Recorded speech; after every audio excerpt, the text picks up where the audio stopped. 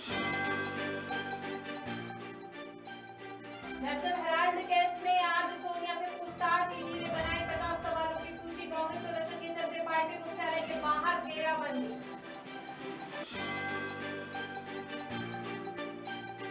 CM का tiger sanitiser. दूसरे दिन भी एक्शन में दिखी पुलिस। सार्वजनिक स्थानों पर शराब पीते 250 लोगों को पकड़ा।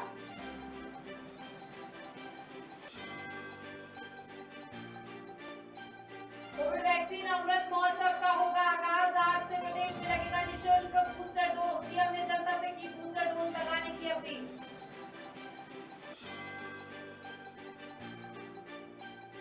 कोरोना के बढ़ते मामले ने बढ़ाई सरकार की चिंता। 24 घंटे में मिले 21,000 से ज्यादा नए मामले। केंद्रीय स्वास्थ्य मंत्रालय ने जारी किया ताजा आंकड़ा।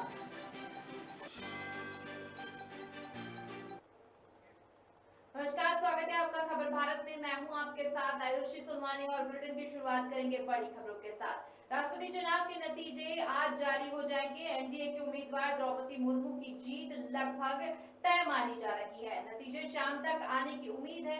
इन सबके बीच एनडीए उम्मीदवार द्रौपदी मुर्मू के पैतृक गांव में भी जश्न की तैयारी चल रही है। बता दें कि कुल 31 मतदान केंद्रों पर निर्वाचित सदस्यों द्वारा वोट डाले गए हैं। इसके बाद सभी बैलेट बॉक्स दिल्ली लाए गए हैं। इस बार राष्ट्रपति पद के लिए एनडीए की तरफ से द्रौपदी मुर्मू और यूपीए की तरफ से यशवंत सिन्हा उम्मीदवार है।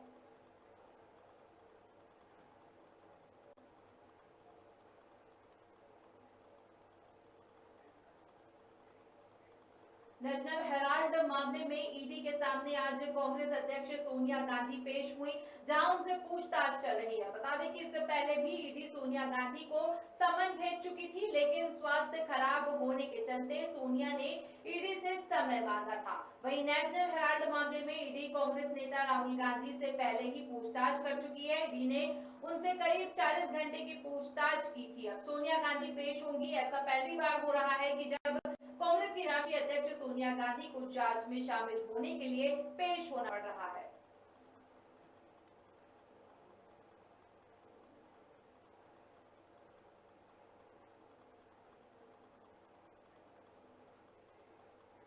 मुख्यमंत्री शिवराज सिंह चौहान के निर्देश के बाद दूसरे दिन यानी बुधवार को भी पुलिस एक्शन में दिखाई दे रही है, जहां पुलिस ने 250 से ज्यादा ऐसे लोगों को पकड़ा जो सार्वजनिक स्थानों या अपने वाहनों में शराब पी रहे थे। इनमें वे लोग शामिल हैं जो अहातों में बैठे हुए थे। इस दौरान पुलिस ने 36 गिरोह की सर्चिंग भी की। बता दें कि मंगलवार शाम पुलिस एक्शन में आई, जिसके बाद डीसीपी ने चारों जोन में एक साथ सर्चिंग शुरू की थी, जिसमें 11 लोगों को अवैध शराब के साथ गिरफ्तार किया गया था। साथ ही पुलिस ने 2 बदमाशों को हथियार के साथ गिरफ्तार किया।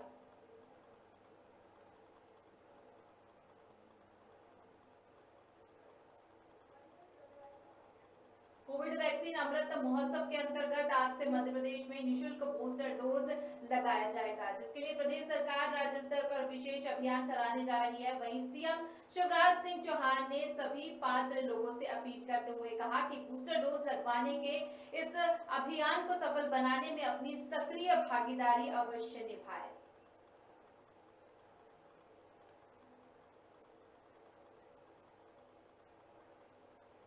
देश में लगातार बढ़ते कोरोना के मामलों ने एक बार फिर सरकार की चिंता बढ़ा दी है। वहीं 21 जुलाई को कोरोना के 21,000 से ज्यादा नए मामले सामने आए हैं। ऐसे में एक्टिव मरीजों की संख्या बढ़कर 1,48,000 हो गई है। केंद्रीय स्वास्थ्य मंत्रालय की तरफ से 21 जुलाई को जारी आंकड़ों के मुताबिक बीते 24 घंटे के अंदर 21,566 नए मरीज सामने आए हैं, जबकि 18,294 लोग कोरोना संक्रमण से ठीक भी हुए हैं।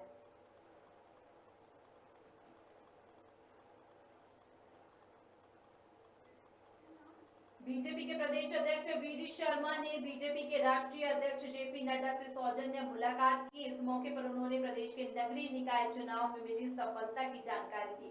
इस दौरान बीजेपी प्रदेश अध्यक्ष वीडी शर्मा ने सांसद ट्रॉफी की बुकलेट भी राष्ट्रीय अध्यक्ष जेपी नड्डा को भेंट की।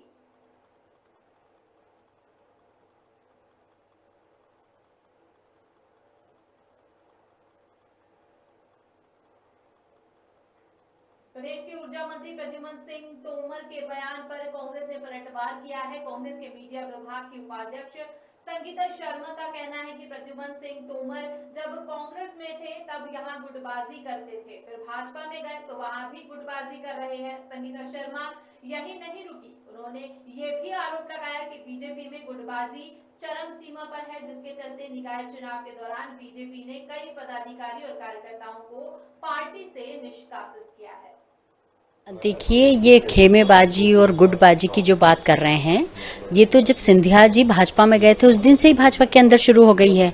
ये बात कर रहे हैं कि नरेंद्र सिंह तोमर जी हैं, सिंधिया जी हैं, शिवराज सिंह चौहान जी हैं, जब ये लगातार इतने दौरे कर रहे थे, मेहनत कर रहे थे, तो ग्वालियर क्यों हार गए? ये तो अपनी खुद की सीट ही हार चुके हैं। तो ये जो खेमेबाजी और गुटबाजी का जो आरोप भाजपा कांग्रेस पर लगाया करती थी, ये भाजपा अपना खुद का देखे। भाजपा के अंदर जिस तरीके से टिकट डिस्ट्रीब्यूशन हुआ था नगर निगम चुनाव में, उस वक्त आप देख सकते हैं कि कितनी गुटी राजनीति थी। आप देखिए, महापौर के जब टिकट डिस्ट्रीब्यूट कर रहे थे उस समय कितने लोगों का विरोध सामने आया था।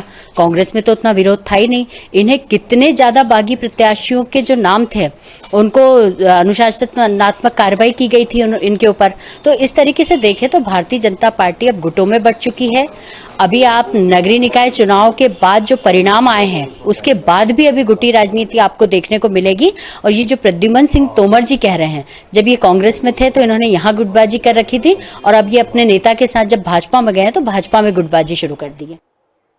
प्रदेश के नगरीय निकाय चुनाव के दूसरे चरण के परिणाम घोषित होने के बाद बीजेपी कांग्रेस को 2-2 सीटें मिली है।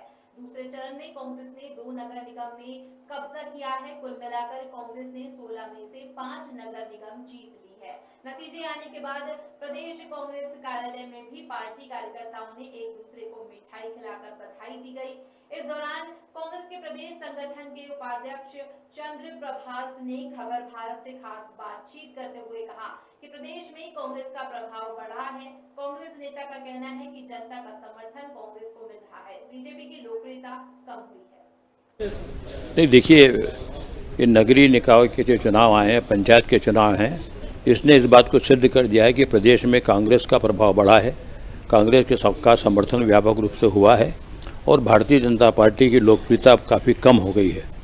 हमने 5 सीटें जीती है। आज 2 सीटों का निष्कर्ष आया है, रीवा और मुरैना का, जहां पर हमें अप्रत्याशित रूप से भारी बहुमत से कांग्रेस मेयर के चुनाव में जीती है। ये हमारे लिए बहुत खुशी की बात है कांग्रेस के लिए कि इस समय हम पिछले जो चुनाव हुए थे नगर पालिका नगर निगम के भारतीय जनता पार्टी के राज में, उनके निर्णयों के विपरीत कांग्रेस ने बहुत अधिक सफलता प्राप्त की है। और कमलनाथ जी के नेतृत्व में जो हमारे त्रिस्तरीय पंचायत चुनाव भी हुए हैं, उन चुनाव में भी हमको भारी सफलता मिल रही है। बिल्कुल करेगी। देखिए, सवाल यह है कि जो रीवा है, बालाघाट है, छिंदवाड़ा है, सिवनी है, मंडला, ढिंडोरी, इस सारे क्षेत्र में कमलनाथ जी का बहुत व्यक्तिगत प्रभाव है। उस क्षेत्र के विकास के लिए उन्होंने केंद्र में रहकर और प्रांत में रहकर बहुत काम किया। जहाँ तक ग्वालियर और मुरैना में जीत का सवाल है, ये स्पष्ट बताता है कि वहाँ का नेतृत्व जो कांग्रेस के हाथ में फिर से आ रहा है। उन सारे जगहों में जो गुना, अशोकनगर, ग्वालियर, शिवपुरी है, यहाँ आगामी चुनाव में विधानसभा की सीट में बहुत अधिक संख्या में कांग्रेस को सफलता प्राप्त होगी। प्रदेश के नगरीय निकाय चुनाव मतगणना के दूसरे चरण में 5 नगर निगम में महापौर पद के लिए 2 में भाजपा, 2 में कांग्रेस और 1 पर निर्दलीय ने जीत दर्ज की है। रतलाम में भाजपा के प्रहलाद पटेल, देवास में भाजपा की गीता अग्रवाल, मुरैना में कांग्रेस की शारदा सोलंकी, रीवा में कांग्रेस के अजय मिश्रा और कटनी में निर्दलीय प्रीति सूरी ने जीत दर्ज की। छिंदवाड़ा जिले के परासिया में सबसे रोचक मुकाबला हुआ। यहाँ वार्ड नंबर 10 में कांग्रेस के गगन खंडूजा को भाजपा के अनुज पाटकर ने 3 वोटों से हराया। ज्यादातर नगर पालिका और नगर परिषद में बीजेपी ने जीत हासिल की है। कांग्रेस प्रदेश अध्यक्ष कमलनाथ और पूर्व सीएम दिग्विजय सिंह के गढ़ में भी कांग्रेस को झटका लगा है। इससे पहले 17 जून को पहले चरण के नतीजों में भारतीय जनता पार्टी ने परचम लहराया था।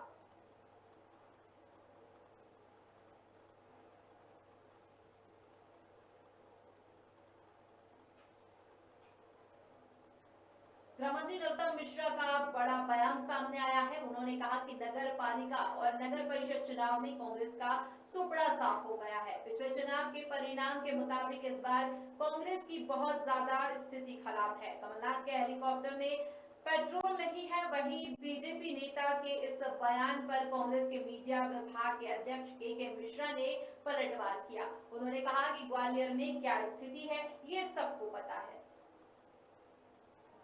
गृह मंत्री जी यदि नतीजों पर थोड़ा आकलन कर लेंगे तो उन्हें मालूम पड़ जाएगा कि किन की गाड़ी का डीजल और किन की गाड़ी का पेट्रोल खत्म हो रहा है। गृह मंत्री जी से हमारा आग्रह है जोक चुटकुले जुमलों से बाज आएं। वो जो बोल रहे हैं वो ठीक उसके विपरीत दिखाई देता है, तो कम से कम ऐसी बात ना बोलें जो उनकी प्रतिष्ठा के अनुरूप नहीं हो। नगर पालिका और नगर पंचायत दोनों में कांग्रेस का सूपड़ा साफ हो रहा है। क्लीन स्वीप भाजपा फिर कर रही है। पिछली बार भी 86 में से 67 पे नगर पंचायत में और 36 में से 27 पे नगर पालिकाओं में। इनकी कुल 4 आई थी नगर पालिका, 8 आई थी नगर पंचायत। उससे भी ज़्यादा खराब हालत इस बार कांग्रेस की है। जहाँ तक नगर निगमों का सवाल है, 2 में कांग्रेस आगे चल रही है, 2 में भाजपा आगे चल रही है। ये शुरुआती रुझान है, 1 पे निर्दलीय आगे चल रहा है। लेकिन जहाँ कांग्रेस आगे चल रही है वहाँ भाजपा के बहुमत की ओर बढ़ रही है। पार्षदों में हम आगे हैं। चारों तरफ फिर भाजपा फिर शिवराज चल रहे हैं। सर बुंदी में तो कांग्रेस का खाता भी नहीं खुला। हेलीकॉप्टर बिना ईंधन के पिछली बार भी नहीं उड़ पाया, इस बार भी नहीं उड़ेगा। कांग्रेस की हालत बहुत खराब है मित्र, ईंधन ही नहीं मिल रहा।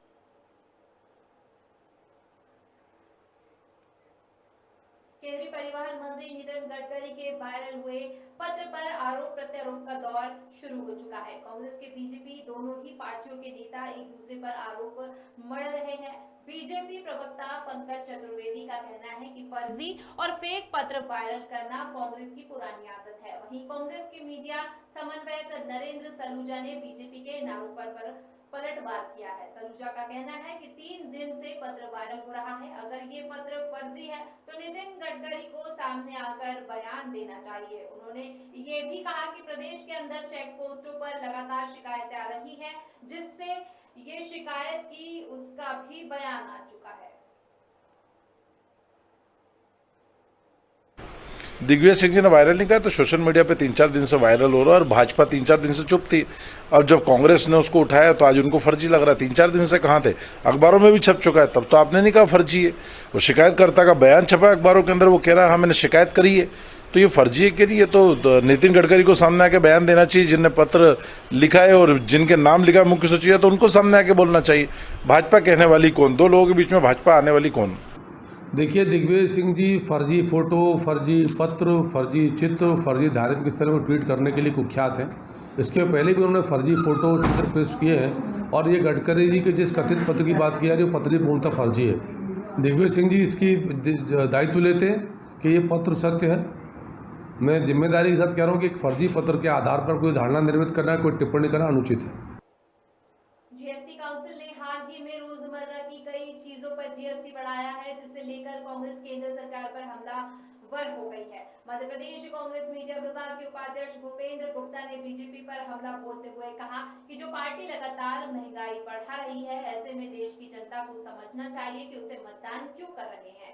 इधर कांग्रेस नेता के बयान पर बीजेपी ने पलटवार किया है। बीजेपी प्रवक्ता पंकज चतुर्वेदी ने कहा कि मनमोहन सरकार की गलत नीतियों के कारण देश की जनता को ये खामियाजा भुगतना पड़ रहा है। इसके लिए पूर्व की मनमोहन सरकार जिम्मेदार है।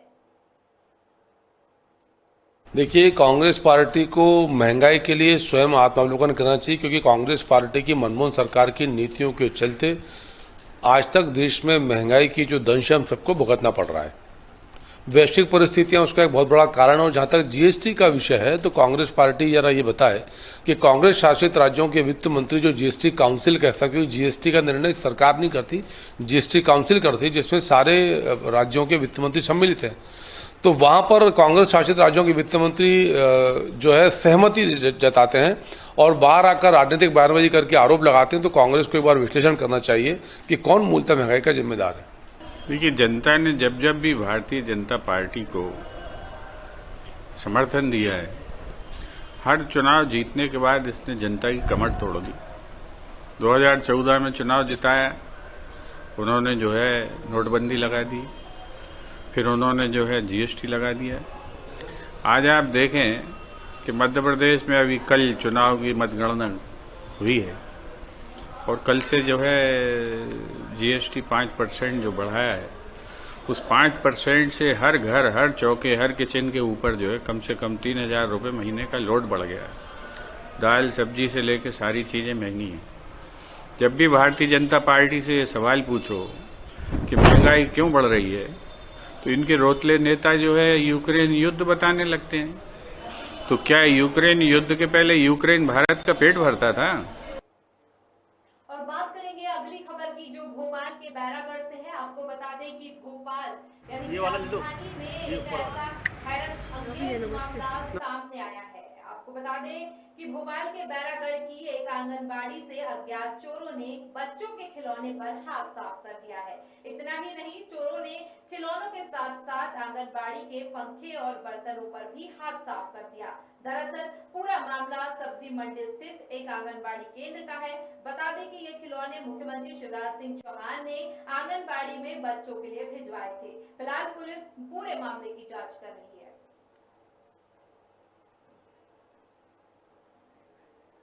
तो यहाँ पर हैरत अंगेज मामला सामने आया राजधानी भोपाल से, जहां पर बैरागढ़ पर स्थित एक आंगनबाड़ी से कुछ चोरों ने बच्चों के खिलौने चुरा लिए। आपको बता दें, ये खिलौने मुख्यमंत्री शिवराज सिंह चौहान द्वारा इस आंगनबाड़ी को भेंट किए गए थे।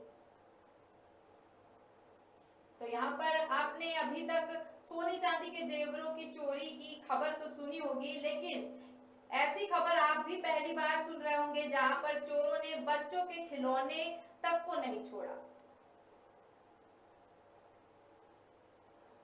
तो आंगनबाड़ी का ये पूरा मामला है जहां पर चोरों ने बच्चों के खिलौने चुरा लिए। इसके साथ ही आंगनबाड़ी में लगे पंखे और बर्तनों पर भी चोरों ने हाथ साफ किया।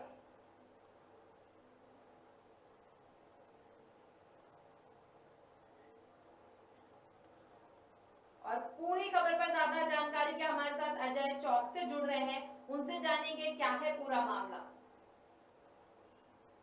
जी, तो यहाँ पर पूरी खबर आपको बैरागढ़ से बता रहे हैं, जहां पर कुछ चोरों ने बच्चों के खिलौनों पर हाथ साफ कर दिया। इतना ही नहीं, बल्कि आंगनबाड़ी में लगा फैन तक चोरों को रास नहीं आया।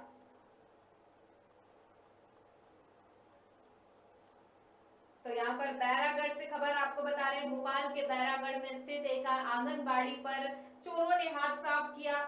बच्चों के खिलौने सहित आंगनबाड़ी में लगा पंखा और बर्तन, दोनों ही चीजें चुरा ली गई। तो पूरी खबर पर अब हमारे साथ संवाददाता अजय चौक से जुड़ गए हैं, उनसे जानेंगे क्या है पूरा मामला, घटना किस वक्त की है। जी अजय, सुन पा रहे हैं?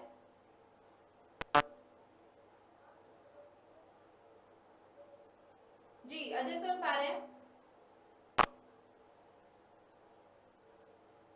तो यहाँ पर बैरागढ़ की ये खबर आपको बता रहे हैं। यहाँ पर खिलौने थे, कुछ छोटे खिलौने थे, तमाम तरीके के उसमें खिलौने थे। अगर हम बात कहें तो खिलौनों की कीमत भी कुछ ज्यादा थी, इस कारण से जो है चोरों की लगातार उस पर नजर बनी हुई थी। लेकिन मध्य प्रदेश में अगर बात कहें तो ऐसा पहला मामला है कि बैरागढ़ अपने पुरानी सब्जी मंडी जहाँ पे ये आंगनबाड़ी स्थित है, वहां पर जो है चोरों ने हाथ साफ किया। चोरों ने हाथ साफ के साथ साथ अगर हम बात कहें तो उन्होंने जो है बर्तन जो बच्चों के जिसमें खाने बनते हैं, जो खाना आता है जिसपे स्टोरेज होता है, उन खानों के बर्तनों पर भी हाथ साफ कर लिया है। लगभग अगर हम बात कहें तो अभी इसका अनुमान नहीं लगाया गया है, क्योंकि जो मुख्यमंत्री कोष से जो खिलौने आए थे अभी उनका भी निकाला जा रहा है कि लगभग कितने के खिलौने थे और नए खिलौने थे। क्योंकि आंगनबाड़ियों में पहले पुराने खिलौने रखे जाते थे, लेकिन इस बार कुछ नया रूप देने के लिए जो है मुख्यमंत्री शिवराज सिंह चौहान ने तमाम आंगनबाड़ियों में जो है खिलौने प्रोवाइड करवाए थे।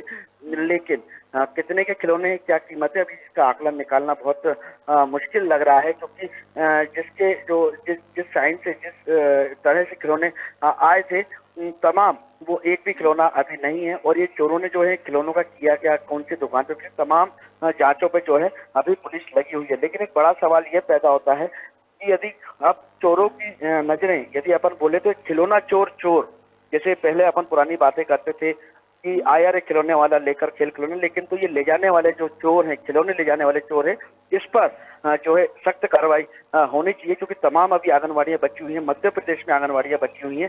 हो सकता है कि चोरों ने अब निशाना जो है आंगनवाड़ियों को बना हो, क्योंकि ये पहली घटना जो है बैरागढ़ में हुई है, जो कि भोपाल का उपनगर कहा जाता है। तो पहली घटना के बाद जो है अब पुलिस इस जांच में जुटी है और लगातार हो सकता है कि कुछ ही घंटों में इसका पर्दाफाश भी पुलिस प्रशासन कर दे। चलिए, और कहीं ना कहीं अजय अगर बात करते हैं राजधानी भोपाल की, तो कहीं ना कहीं हालांकि ये मामला तो खिलौनों की चोरी का है, लेकिन इसके अलावा भी अगर राजधानी की बात करें तो लगातार चोरी के जो मामले हैं वो भी कहीं ना कहीं बढ़ रहे हैं। जी, अगर हम बात करें तो वैसे तो आंगनबाड़ियों में सामान रहता नहीं था, लेकिन अब जो है शिवराज सिंह चौहान सरकार द्वारा जो है आंगनबाड़ियों में काफी सारे सामान प्रोवाइड कराए जा रहे हैं, क्योंकि छोटे छोटे बच्चे होते हैं, नौनिहाल बच्चे होते हैं, उनके लिए सामान प्रोवाइड कराया जा रहा है। तो कहीं ना कहीं चोरों को ये लग रहा है कि अब आंगनबाड़ियां जो हैं में उनमें ज्यादा सामान रखा हुआ है, और उनकी चोरी करने से, जो बच्चों के खिलौने हैं वो चोरी करने से अब हो सकता है इन चोरों का पेट पले। तो कहीं ना कहीं शिवराज सरकार भी इन पर सख्त है, और सरकार के साफ निर्देश है कि ऐसे चोरों को जल्द पकड़ा जाए, बाकी जो नौनिहालों के खिलौने हैं वो बचा जा सके। चलिए, ठीक है। पूरी खबर पर हमारे साथ जुड़ने के लिए बहुत बहुत धन्यवाद। तो यहाँ पर आंगनबाड़ी केंद्र से चोरों ने बच्चों के खिलौने चुरा लिए, इसके साथ ही आंगनबाड़ी में लगा पंखा और बर्तन भी चुरा लिए गए। तो भोपाल के बैरागढ़ की ये पूरी खबर आपको बता रहे थे।